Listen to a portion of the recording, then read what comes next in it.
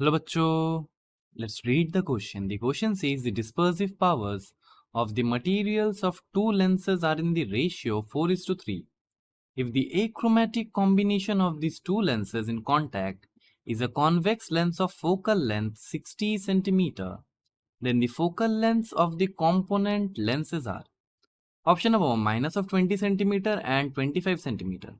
Option number 2 20 centimeter and minus of 25 centimeter. Option number 3 minus of 15 centimeter and 40 centimeter. Option number 4 15 centimetre and minus of 20 centimetre. तो चलिए सबसे पहले हम लोग की कॉन्सेप्ट को डिस्कस कर लेते हैं. और देखिए सबसे पहले हम लोग जो की कॉन्सेप्ट देखेंगे that is relation between dispersive power and focal length of lenses in case of achromatic combination.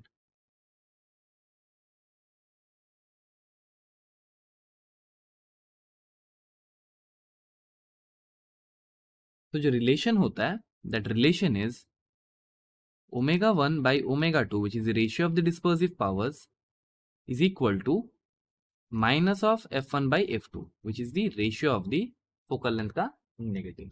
और सेकंड जो हमें पता होना चाहिए number 2 that is combination of lenses. अब देखिए मान लेते हैं दो लेंसेज हमारा कंबाइंड है. एक हमारा ऐसा लेंस है एंड एक ऐसा है. कोई भी लेंस हो सकता है दो. तो हमारा फर्स्ट लेंस मान लेते हैं, this is a second lens मान लेते हैं.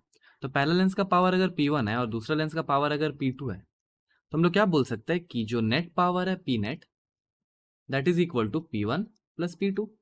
और हमें क्या पता है कि पावर इज इक्वल टू होता है 1 by focal length in metres and it's equal to 100 by focal length in centimetres.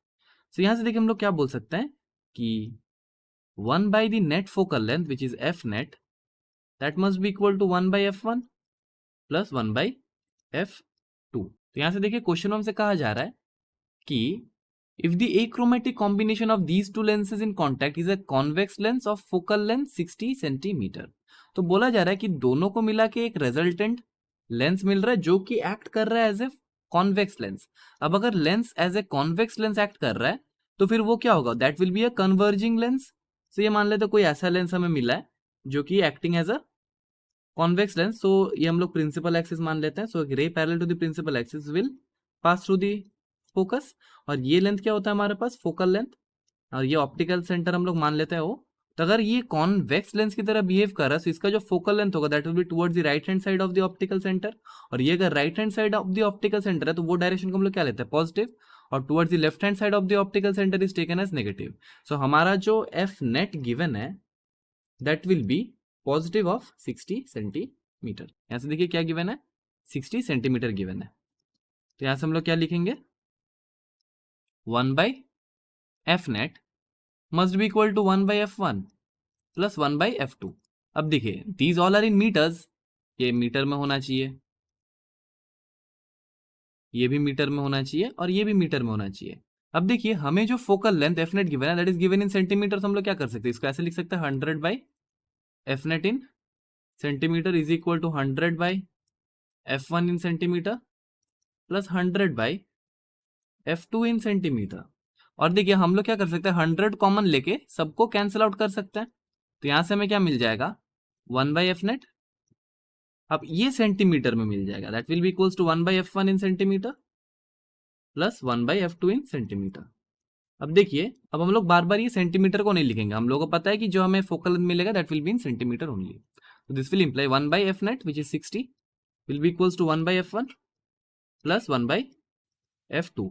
तो ये तो हो गया हमारा पहला इक्वेशन.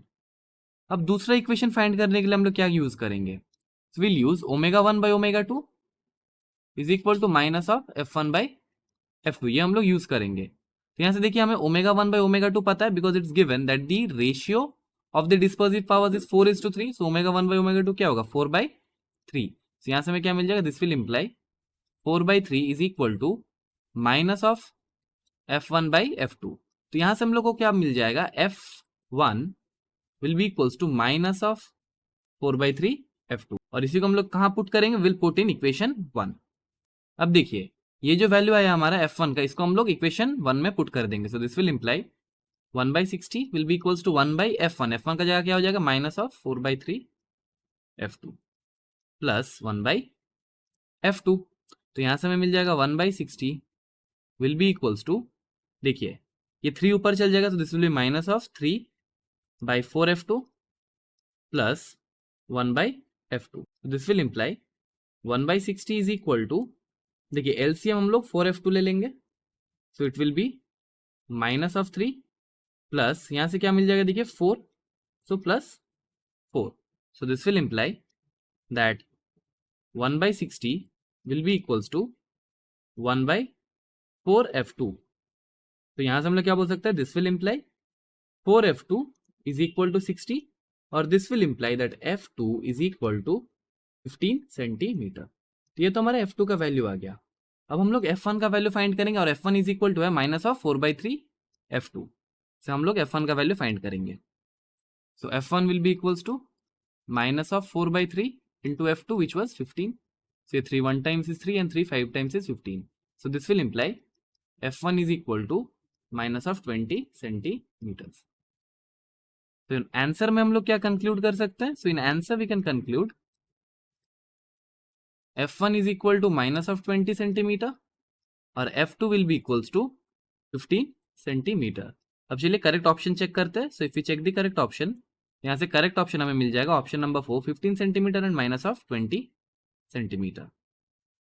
यहाँ से हमें मिल जाएगा correct option is option number 4, because वही ऑप्शन में माइनस ऑफ 20 और 15 सेंटीमीटर प्रेजेंट है। देखिए बाकी कोई ऑप्शन में हमारा माइनस ऑफ 15 और 20 सेंटीमीटर प्रेजेंट नहीं है। सो करेक्ट ऑप्शन हो जाएगा option number 4। So I hope the solution is clear to you. Thank you and best of luck.